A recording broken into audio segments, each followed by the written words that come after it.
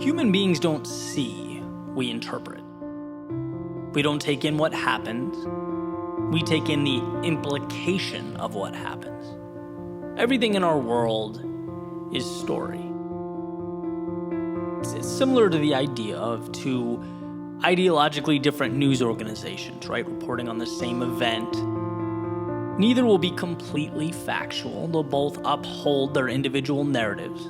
They're not black and white. They're interpreting gray space. And our individual lives are no different. We are our own broadcasting channels, using data to support our individual narratives. See, we know what the story's going to say before the story occurs because we will make it so.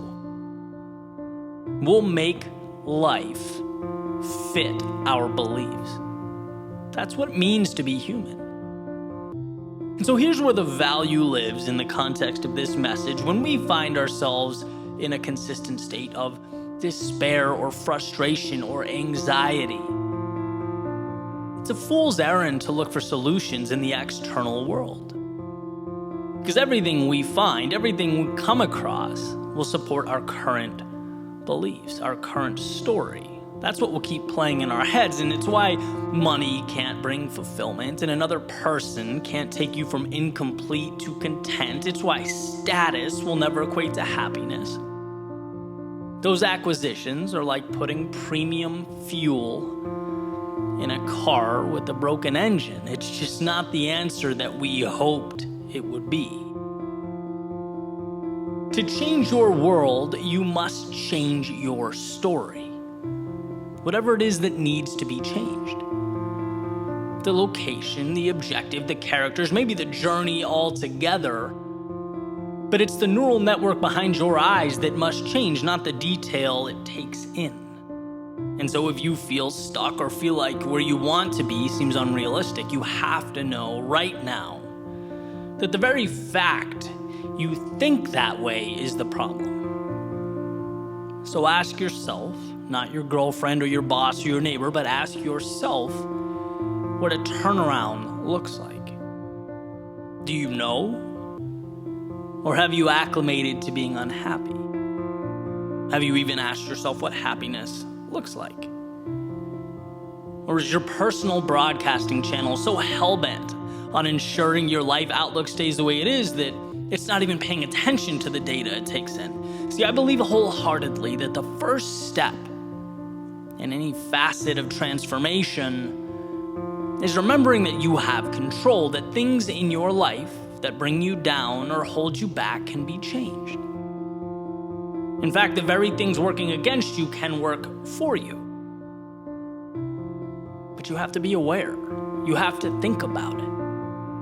Now, I'm not a believer in magic, right? I don't think you sit back, say, I don't want to be unhappy ever again, snap your fingers and smile until the end of eternity.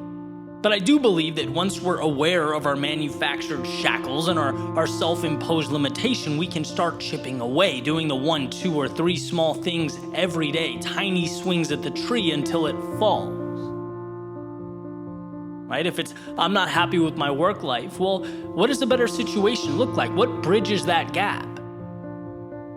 I'll wake up 20 minutes earlier on weekdays and master Microsoft Excel. I'll send one message on LinkedIn asking an expert about the field I want to move into. I'll read 20 pages a day in a book related to business. You think those things are small? See what they look like compounded in a year.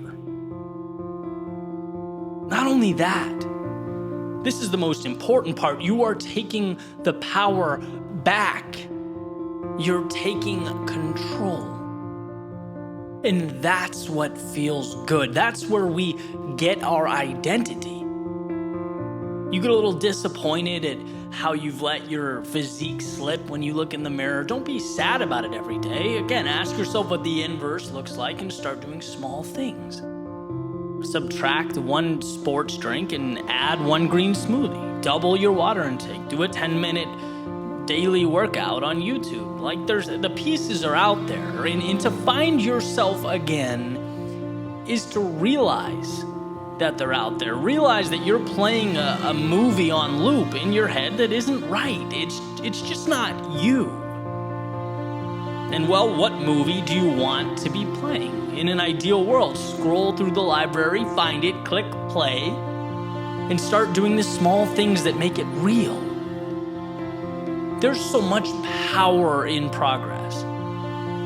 I've seen this unfold in different areas of my life, but particularly as a writer, as a speaker, it's like you identify who you want to be, you start making tiny steps, and after a while, you're surrounded by the change that you've created.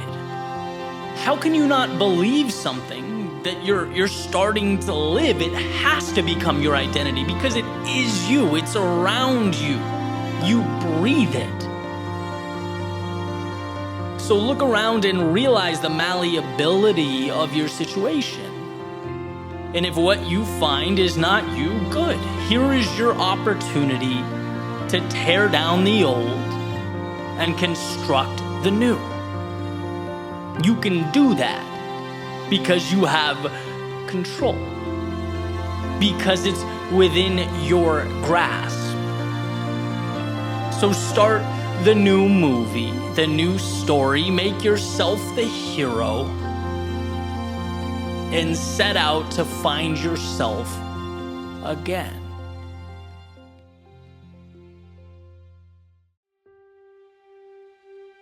Could it be that the answers to our most challenging questions are so small that they're brushed off as insignificant? That in pursuing that bulldozer we think is necessary to knock the door down, we refuse again and again the key that would simply open it? Why is our first instinct to think our next action needs to be as big or as glamorous as that intended result? Again and again, my default has been to, look for some brilliant, monumental insight or some secret answer that would unroll like a scroll containing a treasure map. But again and again, I learn and I relearn that what I need, what is required, is so reasonable. It's so accessible that it almost feels like the universe has a sense of humor, right? It's sitting back and chuckling while we run around with keys in our pockets looking for a sledgehammer to break the door down.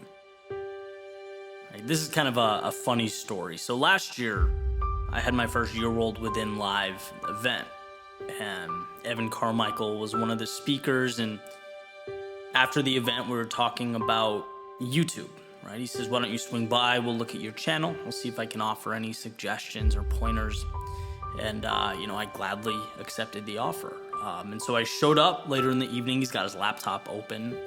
He's running all these tests, right? There's graphs and there's charts and comparison tables. And my first question is obviously, what are you doing? And he says, I'm testing my YouTube titles and thumbnails. And I'm thinking, interesting. Right, here's a guy who makes so much content. He's got 378 million views, right? Why are you exhausting time and energy on this? So I asked him, Evan, does it really matter? I mean, if your thumbnail picture's orange or yellow, or if there's a face on the left or right side, or if it's capitalized or not, right? If it's good, people will show up and they'll watch it. Isn't that what matters? Well, it turns out I was wrong. In fact, I couldn't be more wrong. And when you're talking about a channel with millions of impressions, making a small change in color could mean your videos are clicked 1% more, which means thousands, if not millions, more views, which means it's shared more, seen more, which means the channel grows. And that's not from him going back and recreating and reinventing the wheel. No, it's using the key he has in his pocket right now. And that's the reason I found this so incredible. Because until that moment, I'd always approached the platform with a sledgehammer, right? Using our metaphor. I had this idea that, I truly found to be an epiphany and changed the way I think about things. So I'd get really excited. I'd make a video about it. I'd release it out to the world, and maybe it wouldn't do so well. People wouldn't watch that particular video. It would just kind of sit there. And my thought was always, all right, hey, it worked for me. Must not have hit for everyone else. That's life. On to the next one. Never did I think for a second that, hey, you don't need to recreate the wheel. You're looking for a bulldozer when you need a key. right? You need to slightly adjust the titling or make the thumbnail more appealing, right? And the idea is these little tweaks are sometimes all that's required.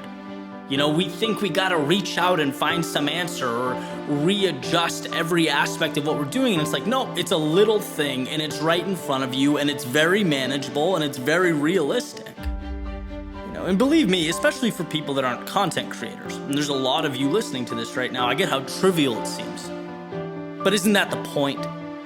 And sure enough, within the next few months, I changed some thumbnail pictures around and 2 videos that were just sitting there got hundreds of thousands of more views. And I, as I tend to do, look at the bigger picture. Well, how many times in life are you trying to find this monumental answer? And it's like, nope, tweak here, adjustment here, change the way you are measuring success. Then it changes your tactics. Think about productivity, right? I've been in the same boat. I want to be more productive. So how? Well, maybe if I get better at scheduling, I'll get scheduling tools, maybe some time management apps. I know I'll do a daily checklist. That'll do it. That's what I need. But in reality, the commonality when I have productive days is they all consist of me waking up, not stressed, having time to think, reflect, plan, and moving on. And it flows into every other aspect of my day. Right? It doesn't require me to buy some $1,000 productivity course. Big result often requires small, manageable action. And again, the point here is that change can feel overwhelming because I think the default mechanism is to assume the next step needs to be as big as that desired result. It's like, oh, I want to climb that mountain, so I have to figure out a way to jump that high.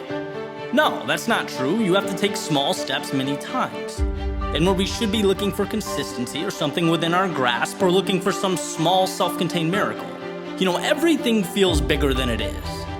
It's an interesting part about growing up. You realize everything's not as big and intimidating and shiny and sparkly as it appears to be. We have the tools right now in real time. In fact, they're very ordinary, very unimpressive, and that's with goals just like people.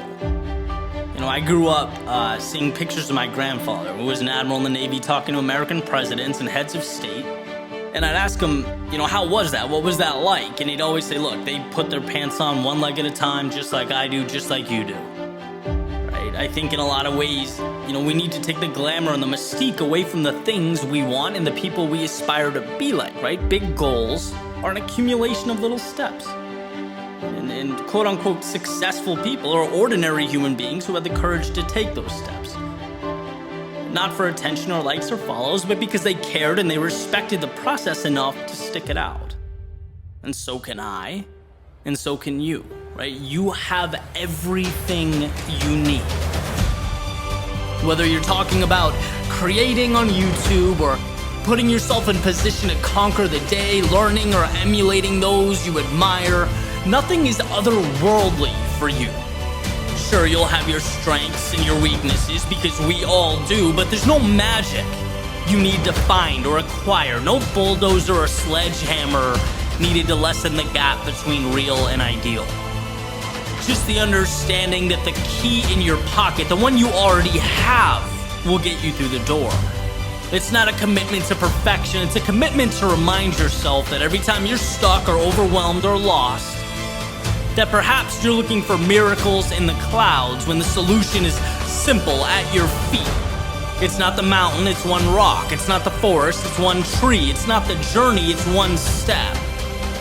And as time goes by, you'll find yourself moving beyond that previous reality, beyond those looking for the home run or otherworldly answers, and beyond the narrative that you don't have what it takes because you do and you always did. You simply had to commit to walking that path.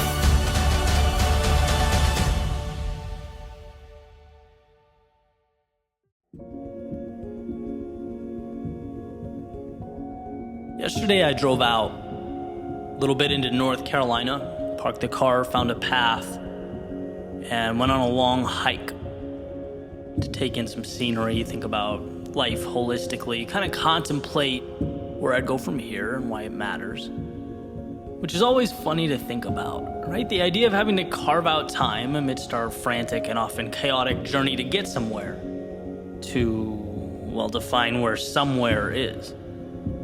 But I think about that a lot. Our days consist of so much running around that I can easily forget what even my calculated decisions add up to. Why? It's a simple enough question, perhaps one I could ask more. Why? What's with this whole get comfortable with discomfort thing? Why do I place so much emphasis on the quote-unquote path less traveled? Which is a term that, one of my buddies was recently giving me a hard time about using in all my speeches, right? It must mean something to me. It's got me here. But is here better than over there? After all, it's not out of the realm of possibility that I'm the one who's missing the mark. And it's okay to examine that possibility. In fact, that's why I'm here. And I bounced this around in my head as I made my way up the trail and noticed as I looked around, everything just felt perfect. Have you ever had one of those moments where it just seems surreal? The morning was incredible. I loved the sound of the earth under my feet as I took each step, the chirping of the birds in the early morning, the sun making its way through the trees. And I thought, it's amazing that you can live 20 minutes from this feeling and just never experience it. I guess proof that a decision to not go, to do nothing, is still very much a decision. And in this case would have been the less desirable one. I'm glad I went.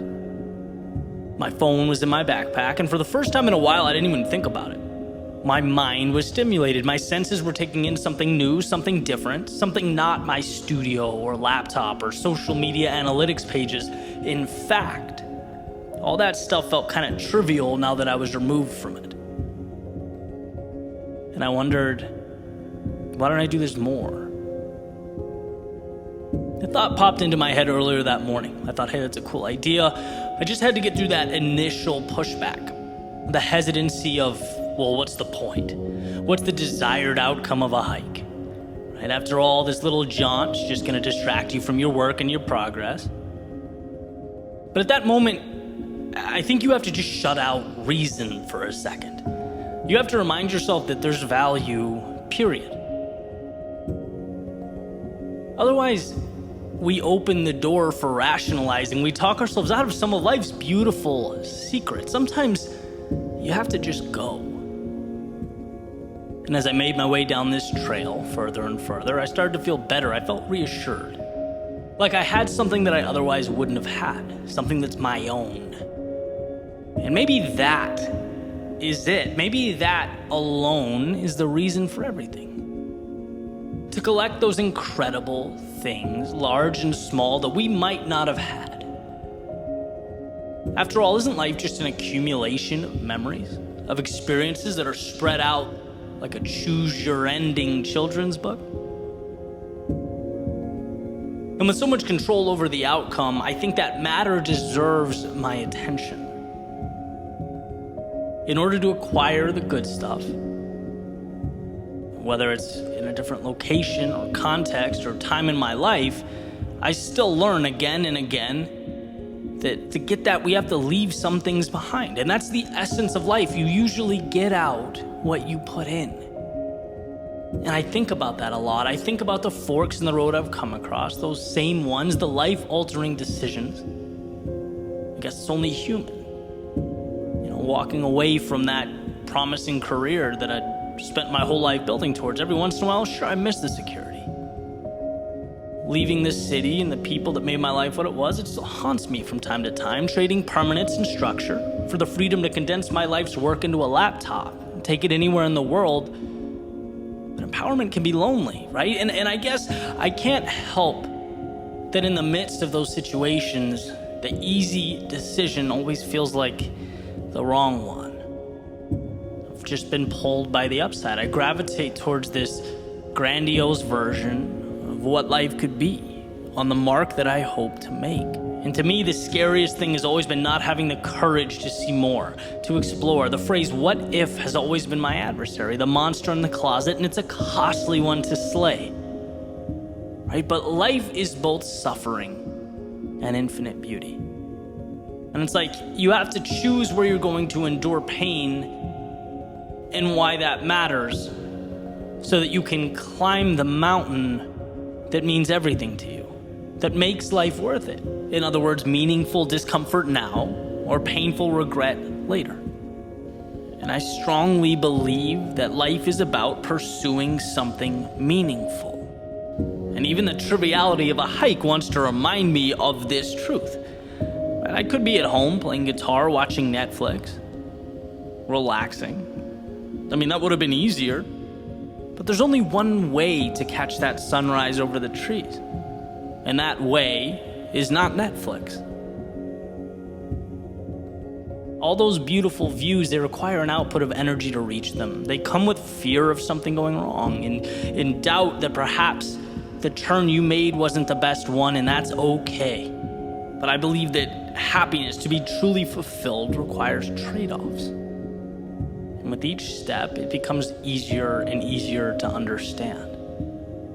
For the gym rat, it's the discipline and the belief, knowing that muscles break down so that they can be built up.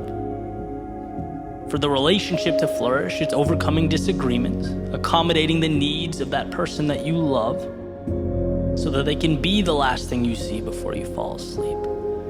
For the free spirit, it's walking away from what you know in pursuit of something that excites and invigorates, even if you're not entirely sure what it means. It's about enduring one so that you can collect the other. Now, what you choose to endure and what you choose to collect is up to you, but that's what makes life such a beautiful ride. A roller coaster taking you through lows to reach highs into darkness to see how life-changing the light is when it pushes its way through. Little decisions that become the collage that explodes off the paper when you step back and look. That's what you get back when you make a point to see more. That's why my love affair with the trivial and the mundane lights my path. It's not just a little thing. It's a microcosm of my everything. It's my saying yes to the opportunity that we work so hard to ignore in an effort to avoid inconvenience. But a life worth living is not always convenient. You could even argue at times it should be inconvenient, because the higher the climb, the more we give of ourselves, the more precious the world looks from the top down. In the challenging times, the things we sacrifice and leave behind, they're not so much a part of the picture as the paint on your palette. That in breaking down, you can now recreate using your own ideals, metrics, and guidelines, a world that you now have the ability to transform. That's why life to me is nothing more than color, decisions nothing more than paint, steps nothing more than brush strokes, and life, well, life is nothing and everything. Which, as the morning breeze reminds me, is a decision that is entirely my own.